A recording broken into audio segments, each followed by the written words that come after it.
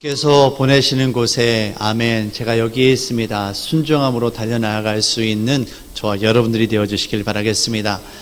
오늘 여러분들과 함께 지난주에 이어서 계속해서 기적에 대한 말씀을 함께 나누도록 하겠습니다. 기적에 대한 말씀을 제가 준비하면서 제 마음 가운데 우리 성도님들의 삶 가운데 하나님의 능력이 나타나시고 정말 기적과도 같은 일들이 우리들의 삶 가운데 일어나서 우리 성도님들의 삶이 좀 변화되어지고 풍족해지고 그런 은혜가 나타나길 그런 사모하는 마음이 있었습니다. 그런데 제가 말씀을 묵상하고 기도하고 설교를 준비하면서 정말 제가 깨달은 것이 우리가 정말 사모하고 기도해야 될 것이 하나님의 능력이 아니라 바로 하나님 자신이시구나. 우리 정말 사모해야 할 것은 하나님의 능력이 아니라 하나님이시구나라는 것을 깨닫게 되었습니다. 우리를 향한 하나님의 사랑, 무엇보다도 예수 그리스도의 십자가 사랑이 우리에게 필요하구나, 이런 것을 깨닫게 되었습니다. 그래서 지난주에는 여러분들과 함께 기적의 하나님을 사모하라라는 제목으로 말씀을 나누었던 것입니다. 사랑하는 성도님들, 하나님의 능력과 역사하심이 반드시 우리들의 삶 가운데 필요합니다. 하지만 기적이나 능력보다 우리가 더 먼저 사모해야 할 것은 바로 기적을 베푸시는 하나님이십니다. 오늘은 이제 기적 시리즈 두 번째 시간으로 사랑의 기적이라는 제목으로 함께 말씀의 은혜 나누도록 하겠습니다. 여러분, 하나님의 능력이 우리의 삶 가운데 어떻게 나타나게 되어집니까? 오늘 설교 제목이 뭐예요? 사랑의 기적. 네, 맞습니다. 사랑으로 우리들에게 나타나게 되어집니다. 우리를 향한 하나님의 사랑, 우리를 위해서 죽기까지 순종하심으로 십자가에 달려 죽으신 예수님의 그 사랑을 통해서 하나님은 오늘도 저와 여러분들의 삶 가운데 기적으로, 능력으로 역사하고 계시는 겁니다. 우리가 진정 사모해야 할 것은 우리를 향한 예수 그리스도의 십자가 사랑입니다. 그 사랑의 마음이 우리 안에 가득하게 되어지고 우리가 하나님을 사랑하고 그 은혜가 우리가 충만하게 되어질 때 우리가 다른 사람을 사랑하게 되어지고 이 사랑과 섬김을 통해서 하나님께서는 우리들의 삶 가운데 능력으로 역사하시는 겁니다. 오늘 여러분들과 함께 이 백부장의 하인을 고친 예수님의 이야기를 통해서 우리의 사랑이 어떻게 나타나는지, 우리가 어떤 사랑의 사람이 되어야 되는지 함께 살펴보도록 하겠습니다. 오늘 우리가 본문으로는 누가복음 7장의 말씀을 읽었습니다. 하지만 여러분께서 마태복음 8장 5절 이하에 있는 말씀을 함께 보시면서 제가 사실 두 본문을 왔다 갔다 하면서 설교를 할 겁니다. 여기 기억하시고 말씀을 나누시면 좋을 것 같습니다. 아무쪼록 오늘 말씀을 통해 우리가 그리스도의 사랑을 깨닫고 서로가 서로를 사랑하라 말씀하신 예수님의 명령에 순종함으로 말미암아 우리들의 삶 가운데 하나님의 능력이 가득하기를 주님의 이름으로 축원합니다. 자, 오늘 말씀을 보시면 이제 로마 백부장이 나와서 예수님에게 제 하인이 지금 중풍병에 걸렸습니다. 하인을 좀 고쳐주십시오라고 간구하는 장면이 나옵니다.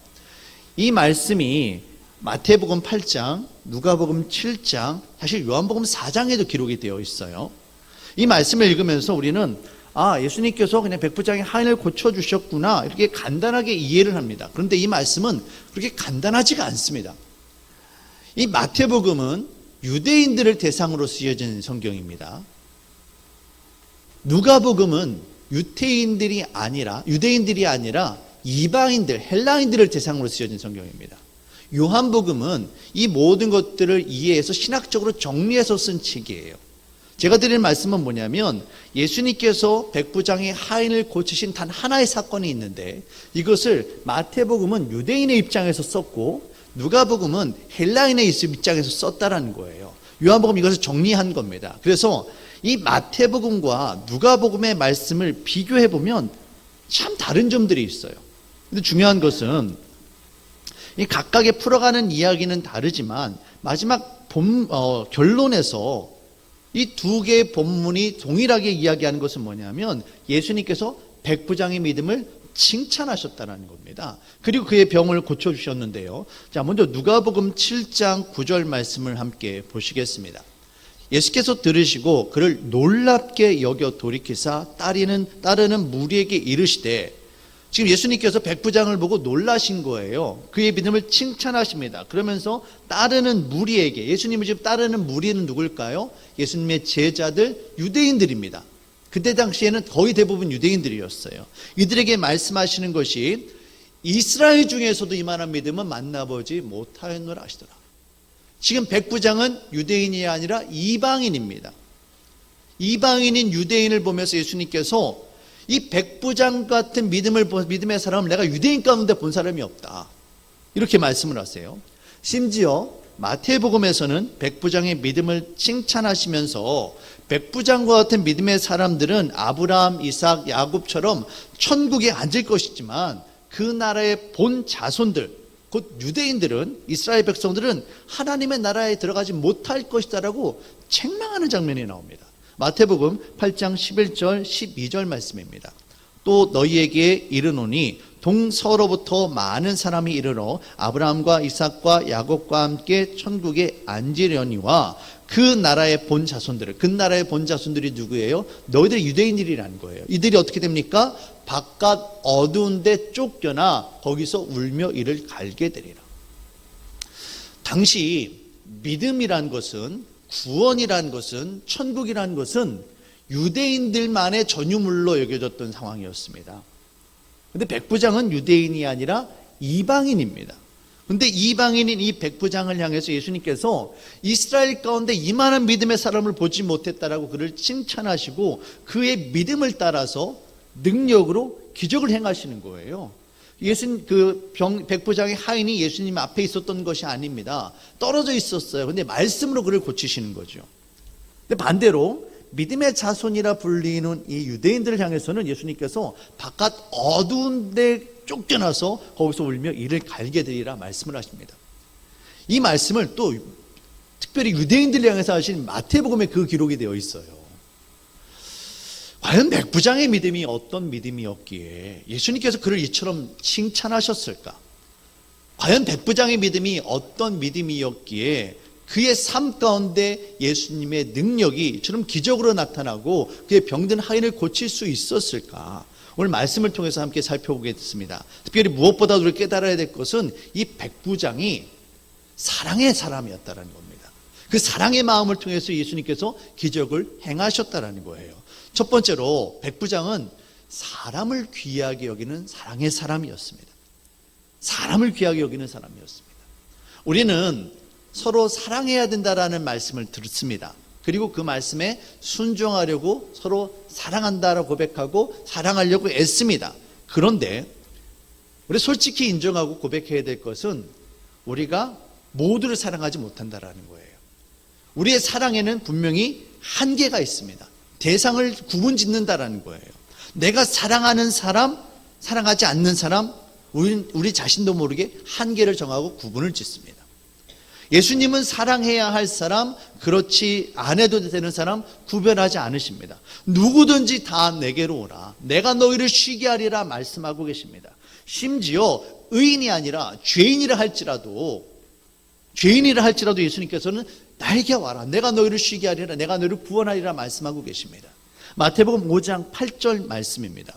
우리가 아직 죄인 되었을 때에 그리스도께서 우리를 위하여 죽으심으로 하나님께서 우리에 대한 자기의 사랑을 확증하셨느니라. 예수님께서 우리를 위해 죽으셨어요. 그래야 우리를 향한 하나님의 사랑을 확증하셨어요. 그런데 언제 죽으셨다라고 이야기합니까? 우리가 의인 되었을 때요? 우리가 믿었을 때요? 우리가 직분 받았을 때요? 아니다라는 겁니다. 우리가 죄인 되었을 때, 아직 주님을 알지 못하고 주님을 향해 믿음의 고백하지 못했음에도 불구하고 주님은 우리를 사랑하시고 그 사랑으로 십자가 달려 죽으셨다는 거예요. 근데 우리는 어떻습니까? 내가 좋아하는 사람, 나에게 잘해주는 사람, 내가 가까이 하기 편한 사람, 그런 사람은 내가 사랑합니다. 하지만 반대로 나에게 불편하게 대하고 나의 자존심과 체면을 깎아내리고 나를 무시하는 사람은 사랑하지 않습니다.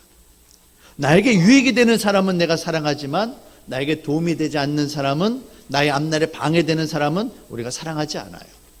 최소한 그런 사람들과 함께 시간을 보내거나 같이 있으려 하지 않습니다. 우리는 대부분 그렇게 합니다. 요즘같이 바쁜 시간에, 바쁜 세대 가운데 내게 있어서 이 귀한 시간을 내가 왜 불편한 사람과 함께 보내야 돼? 내가 사랑하는 사람들과 함께 있어야지. 당연히 그렇게 합니다. 어쩌면 인간으로서 때문에 당연한 것인지도 모르겠어요. 그런데 오늘 본문에 나오는 백부장은 그렇게 하지 않습니다. 자신의 모든 지위와 체면 다 내려놓고 예수님을 찾아가 간청을 해요. 그런데 그 이유가 중요합니다. 왜 그렇습니까? 지금 자신의 종이 죽게 되었다라는 겁니다. 근데 이 백부장이 이 종을 어떻게 합니까? 사랑합니다. 종이라고 해서 함부로 대하는 것이 아니라, 좋은 사람, 높은 사람, 권력 있는 사람만 사랑하는 것이 아니라, 무시해도 정말 아무런 문제가 되지 않았을 그 당시에 그 종을 이 주인이 사랑했다라는 거예요. 이 백부장이 자신의 하인을 사랑했고 그 사랑하는 마음으로 예수님께 나와 간청했다라는 이 사실이 당시 이 성경을 읽는 유대인과 이방인 모두에게 다 충격적인 일이었습니다. 왜냐하면 당시의 하인은 사랑의 대상이 아니었습니다. 지배의 대상이었고 소유의 대상이지 결코 사랑의 대상은 아니었습니다. 당시 노예는요, 죄송합니다, 사람이 아닙니다. 그냥 말을 할 수 있는 도구나 가축으로 여겼어요. 내 소유고 내 재산입니다. 단지 언어를 가지고 있을 뿐 짐승과 별반 다를 바가 없었습니다. 그런 노예가 병들어 죽게 되었습니다. 그럼 어떻게 합니까? 살리는데 돈 들어가잖아요. 돈 안 들여요. 그냥 죽게 내버려 둡니다. 지금 중풍에 걸려서 못 움직이잖아요. 고칠 수 없잖아요. 그냥 죽게 내버려 두든지 아니면 그냥 죽여버려도 상관이 없는 겁니다. 왜? 내 거니까. 일도 못하고 밥만 축낸다라고 죽여도 뭘 할 사람이 아무도 없는 겁니다.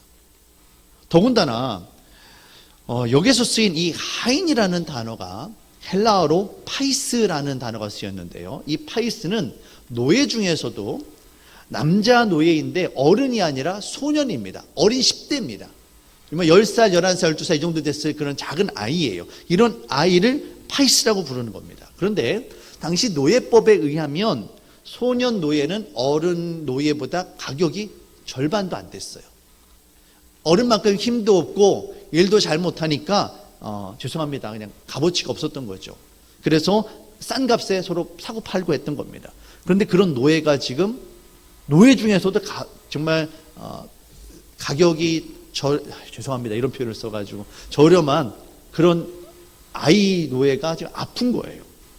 성경은 중풍병에 걸렸다라고 이야기하는데 학자들은 아마도 뇌출혈로 이 아이가 쓰러졌고 마비 증상이 왔을 거다라고 이야기합니다. 몸을 움직이지 못하고 그냥 내버려 두면 죽는 거예요. 노예로서 더 전혀 가치가 없습니다. 살아난다 해도 앞으로 일을 제대로 할 수 있을지 전혀 장담이 없어요. 냉정하게 말해서 그냥 밥만 축내고 있는 겁니다. 그럼 어떻게 합니까? 보통 주인이면 그냥 내버려 두는 거예요. 아니면 그냥 사막에다 갖다 버릴 겁니다. 이게 당시 보통 사람들의 생각이었어요. 오늘날에도 어떻습니까? 회사에서, 직장에서, 사회에서 우리가 얼마나 쓸모있는 사람인지, 내가 유용가치가 있는지, 내가 얼마나 회사에 유익이 되는지, 돈이 되는지, 얼마나 중요한 사람인지 우리는 그런 가치를 평가하고 비교합니다. 그에 따라서 이 사람이 있어도 되는지 없어도 되는지 함부로 이야기를 합니다. 그래서 그 가치에 따라서 우리의 말과 행동이 달라집니다. 이것이 일반적인 사람들의 모습입니다. 하지만 백부장은 그러질 않았다라는 거예요. 그 사람 자체를 귀하게 여기는 사람이었다라는 겁니다. 사람을 사랑하는 마음이 그 안에 가득했고 그 사랑의 마음을 통해서 예수님의 능력이 나타나게 되었음을 여러분 깨달으시길 바랍니다. 하나님의 능력이 나타나기 위해서는 무엇보다도 우리들의 삶 가운데 사람을 귀하게 여겼고 사람을 살리기 원하셨던 예수님의 사랑이 우리 안에 가득해야만 합니다. 사람을 귀하게 여기시는 그리스도의 사랑이 우리 안에 가득하게 되어질 때 그 사랑을 통해서 섬김이 나타나고 그 섬김을 통해서 주님의 능력이 나타나게 되어지는 것입니다. 저와 여러분들 안에 사람을 귀하게 여기고 사람을 사랑히 여기는 그런 마음들이 가득하시기를 주의 이름으로 축원합니다. 두 번째로 백부장은 겸손한 사람이었습니다. 사랑할 때 함부로 하지 않고 겸손히 했어요. 고린도 13장에서 사랑에 대해서 이야기할 때 뭐라고 합니까? 사랑은 교만하지 않고 무례하게 행하지 않는다라고 이야기합니다. 백부장은 사람을 여길 뿐만 아니라 겸손한 마음으로, 가난한 심령, 애통하는 심령으로 사람들을 대할 때 진실한 마음으로 대했던 사람이었습니다. 백부장은 지배 민족인 로마의 고위 관리입니다. 부하가 100명이 있고요, 자신에게 맡겨진 지역을 다스리는 권세와 힘이 있는 사람이었습니다. 그런데 이런 백부장이 지금 누구한테 나와 있습니까? 피지배 민족 유대인이에요. 유대인 가운데서도 덕망이 높거나 재산이 많거나 권력 있는 그런 사람이 아니라 그냥 청년 유대인, 청년인 예수님에게 나와서 자신의 하인을 고쳐달라고 부탁을 하는 겁니다. 여기에서 마태복음도 그렇고 누가복음에서 간구하다라는 표현이 나오는데, 이 간구하다가 헬라어로 파라칼톤이라고 합니다. 파라칼톤. 근데 이 말이 단순하게 그냥 와서 그냥 내 하인이 아픈데 좀 고쳐주세요 이렇게 부탁, 이 정도가 아니라 온 몸을 다 숙여서 마치 하인이 주인에게 부탁하는 마음으로, 간절한 마음으로 간청하고 있을 때 이 말을 쓰는 거예요. 지금 로마 고위 관리인 백부장이 이름 없는 유대 청년 예수님에게 나와서 자신의 허리를 숙이며 자신의 자존심을 내려놓고 자신의 체면을 내려놓고 부탁하고 있는 거예요. 이 백부장이 예수님을 뭐라고 부르냐면 주여, 주님이라고 부릅니다. 이 주님이라는 말은 헬라어로 퀴리오스라고 하는데요, 이 단어는 아무한테나 쓰는 말이 아닙니다. 당시에는 황제한테나 쓰는 말이었어요. 로마 고위 관리가 로마 황제가 아니라 다른 사람을 부를 때 이 말을 쓰는 거예요. 그것도 유대 청년을 향해서 그렇게 부르고 있는 겁니다. 이 말을 들을 때 유대인들 뿐만이 아니라 헬라인에게도 이건 큰 충격이 아닐 수가 없습니다. 지금 이 로마 백부장 옆에 다른 사람들이 있었겠죠. 백부장의 하인들이, 부하들이 분명히 있었겠죠. 이 말을 들으면서 지금 이 사람 제정신에 미친 거 아니야? 어떻게 지금 황제를 부르는 그 퀴리오스라는 단어를 유대 청년한테 쓰고 있지? 자칫 잘못하면 이걸 반역죄로 뒤집어서 재판에 씌울 수도 있는 이야기예요. 근데 백부장이 예수님에게 나와서 예수님을 주님이라고 부르며 자신의 모든 것을 내려놓고 부탁하고 있는 겁니다. 여러분, 엘리사에게 나아만 장군이 찾아와서 자신의 병을 고쳐달라고 했을 때 어떻게 찾아왔는지 한번 생각을 해보세요. 나아만 장군이 그곳을 찾아갈 때 자신의 의리의리한 갑옷, 군사들 다 데리고 갑니다. 그런데 처음에 누굴 찾아갑니까? 이스라엘의 왕을 찾아가요. 왕을 찾아가서 어이 왕, 저기 엘리야를 불러다가 나를 좀 고쳐주게 해, 명령합니다. 이게 일반적인 사람들의 모습이에요. 일반적인 권세 있는 사람, 능력 있는 사람들이 그렇게 하는 거예요. 그런데 백부장은 어떻게 합니까? 겸손한 마음으로 예수님을 주님이라 부르며 자신의 간구를 들어주실 것을, 자신의 정말 사랑하는 그 하인을 고쳐주실 것을 간구하고 있습니다. 누가복음의 말씀을 보시면 백부장이 예수님에게 자신의 하인을 고쳐달라고 간청하실 때 백부장 본인뿐만이 아니라 유대 장로들이 예수님께 나와 부탁을 하는 장면이 나옵니다. 누가복음 7장 3절 4절 말씀입니다. 예수의 소문을 듣고 유대인의 장로 몇 사람을 예수께 보내어 오셔서 그 종을 구해 주시기를 청한지라. 자, 이 말씀을 우리가 오해하면 안 됩니다. 지금 백부장이 나아만 장군처럼 유대 장로들을 예수님에게 보내서 그를 고쳐주라고 했구나, 이 건방지게 어떻게 이렇게 하지? 이렇게 오해하시면 안 돼요. 지금 이 말씀이 마태복음이 아니라 누가복음에 기록되어 있어요. 이 말은 이방인들의 입장에서는 이게 충분히 이해가 되는 거예요. 무슨 말이냐면 사실 또 이뿐만 아니라 나중에 보시면 백부장의 집에 예수님께서 찾아오셨을 때 실제로 그의 집까지 가까이 왔을 때 백부장이 예수님이 나의 집에 오는 것을 들어오시지 말라고 백부장이 간청을 합니다. 오시겠다라는데 들어오시지 말라고 그것을 명령하는 게 아니라 간청을 해요. 누가복음 7장 6절 말씀입니다. 예수께서 함께 가실새 이에 그 집이 멀지 아니하여 백부장이 벗들을 보내어 이르되 주여 수고하지 마옵소서, 내 집에 들어오심을 나는 감당하지 못하겠나이다. 감당하지 못하겠다라는 표현을 써요. 당시 유대인들은 이방 사람들을 가까이 하거나 상종하지 않았습니다.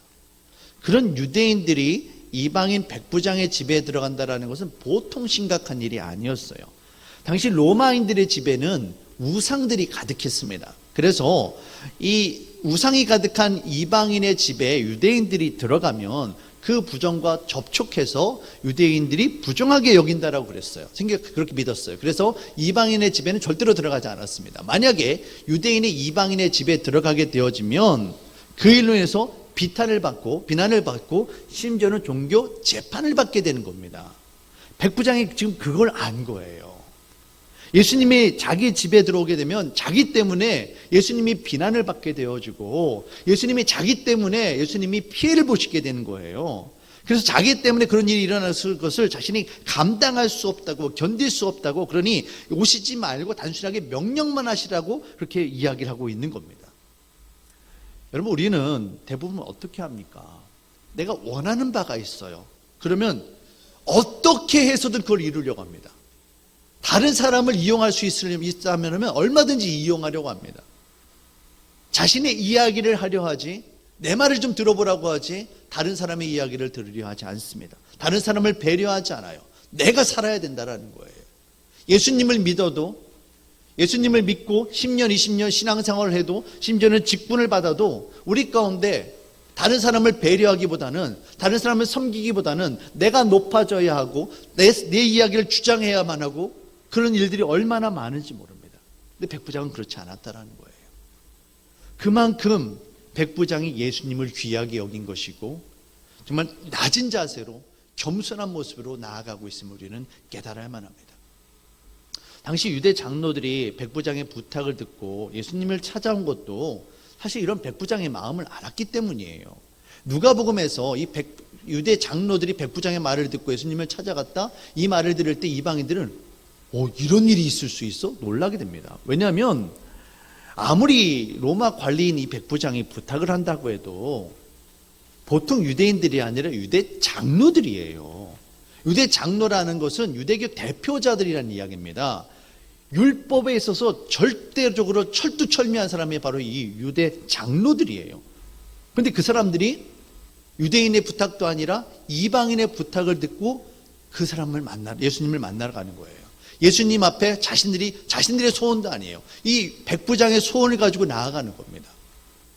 그럴 수 있었다라는 것은 이 이방인 백부장이 평소에 얼마나 유대인 이방인뿐만이 아니라 다른 사람들을 사랑하고 겸손한 마음으로, 진실한 마음으로 대했는지 이 유대 장로들이 알고 있었다는 거예요. 자, 누가복음 7장 4절 5절 말씀입니다. 이에 그들이 예수께 나와 간절히 구하여 이르되, 그들은 유대 장로들입니다. 이 일을 하시는 것이 이 사람에게 합당하나이다. 이 백부장의 하인을 고쳐주시는 것이 맞다는 거예요. 근데 그 이유를 뭐라고 설명합니까? 그가 우리 민족을 사랑하고 또한 우리를 위하여 회당을 지었나이다 하니. 유대 장로들이 예수님께 찾아와서 백부장의 소원을 들어주시는 것이 합당합니다라고 이야기하는데 그 이유가 무엇인가 봤더니 우리 민족을 사랑한대요. 유대 민족이라 피지배 민족이라 생각하고 함부로 대하는 것이 아니라 그들을 사랑했대요. 그런데 여기서 사랑하다라는 단어가 헬라어로 아가파오가 쓰였습니다.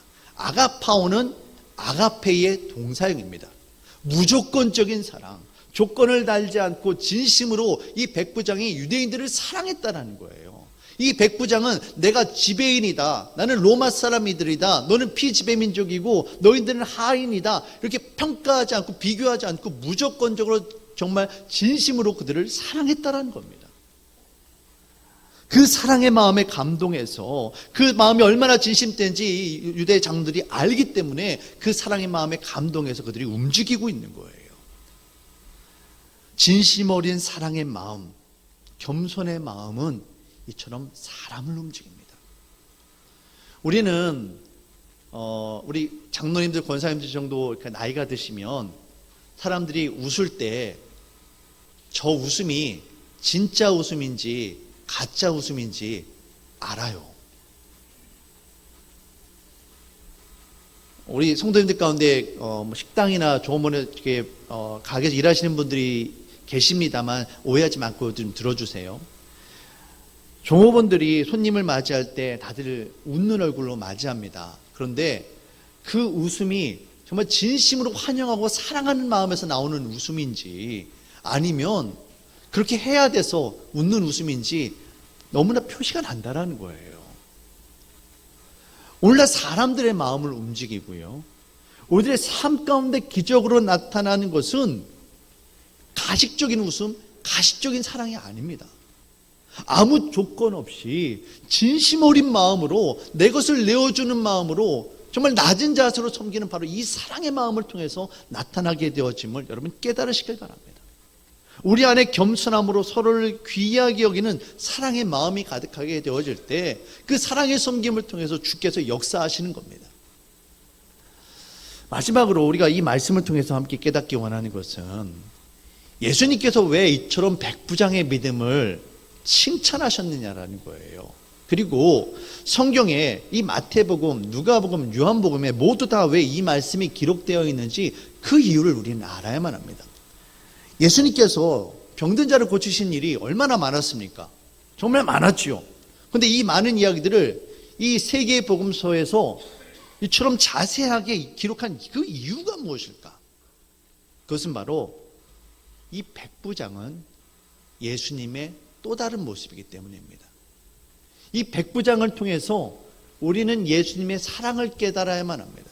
예수님께서는 이 백부장의 믿음을 칭찬하신 것은 뭐냐면 예수님께서 우리를 향해서 사랑을 부어주셨는데 그 사랑의 마음이 백부장의 그 말과 행동에 그대로 나타나 있기 때문에 예수님께서 이 말씀을 하고 계시는 거예요. 백부장이 자신의 하인을 고치기 위해 그를 사랑하는 마음으로 자신의 모든 걸 내려놓고 체면 명예 다 내려놓고 예수님을 찾아와 간청하고 있는 것은 또한 우리들을 사랑하시고 우리들의 생명을 구원하시기 위해서 당신의 모든 것을 내려놓고 이 땅에 찾아오신 예수님의 모습을 나타내는 것임을 여러분 깨달으시길 바랍니다. 로마 백부장이 유대 청년 예수님에게 나와서 자신의 하인을 고쳐달라고 간청합니다. 자신의 권세, 체면, 명예, 부 다 내려놓고 자존심 구겨가면서 사람들의 그 비난의 소리를 다 감당하면서 살려달라고 부탁하는 거예요. 심지어 유대 장로들에게 부탁을 하고 자신의 벗들에게 부탁을 합니다. 도대체 그 노예가 얼마나 대단한 존재에게, 과연 그 노예가 얼마나 소중한 존재에게 이토록 하느냐라는 겁니다. 이 말씀을 읽으며 우리는 우리를 향하신 예수님의 십자가 사랑과 그 희생을 떠올려야만 합니다. 하나님의 아들이 이 땅에 오셨어요. 하늘의 모든 영광, 하늘의 보좌 다 버리시고 연약한 인간의 몸을 입고 이 땅에 내려오셨다라고요. 그리고 이 땅에 내려오셔서 영광스럽게 사시다가 돌아가시는 것이 아니라 죄인의 몸으로 온갖 고난과 온갖 치욕을 감당하면서 십자가에 달려 죽으셨습니다. 무엇 때문에 그렇습니까? 바로 저와 여러분들을 사랑하시기 때문에 그래요. 그 사랑의 마음으로 저와 여러분들을 구원하시기 위해서 그렇게 죽으신 거예요. 세상 사람들은 자꾸만 자기가 높아지려 합니다. 자신의 유익을 구합니다. 겉으로는 사랑한다 말하고 사랑의 행위는 있지만 그 안에 진심 어린 사랑의 마음은 없습니다. 하지만 예수님의 십자가 죽으심이 생명을 살리는 구원의 능력이 되어진 것은 그 안에 바로 저와 여러분들을 향한 사랑의 마음이 있었기 때문입니다. 오늘도 하나님은 이 사랑을 통해 기적을 행하심을 여러분 믿으시길 바랍니다. 그 십자가 사랑의 능력으로 저와 여러분들이 오늘도 살아가고 있는 것입니다. 오늘 우리들의 삶 가운데 주님의 능력이 필요합니다. 기적이 하나님의 반드시 필요합니다. 하지만 이와 같은 하나님의 능력은 반드시 우리 안에 예수 그리스도의 사랑이 충만할 때 나타납니다. 사람을 귀하게 여기고 사람을 살리기 위해 자신의 모든 것을 내려놓고 겸손한 마음으로 주님의 능력을 간구할 때, 서로가 서로를 향한 사랑의 마음으로 섬길 때, 그때 주의 능력이 우리들의 삶 가운데 나타나게 되는 것입니다. 우리는 주님의 사랑에 빚진 자들입니다. 우리 한 사람 한 사람이 예수님께서 칭찬하셨던 또 다른 백부장이 되어져서 우리 가운데 병들어 죽어가고 있는 그 하인을 향해서 예수님 앞에 간청할 때, 예수님 앞에 기도하고 그들을 섬기며 나아갈 때 사랑의 능력은 오늘도 저와 여러분들을 통해서 또 다른 자들을 세우게 될 것입니다. 우리들의 삶 가운데 사랑의 기적이 가득하시기를 주의 이름으로 축원합니다. 사랑의 주 하나님,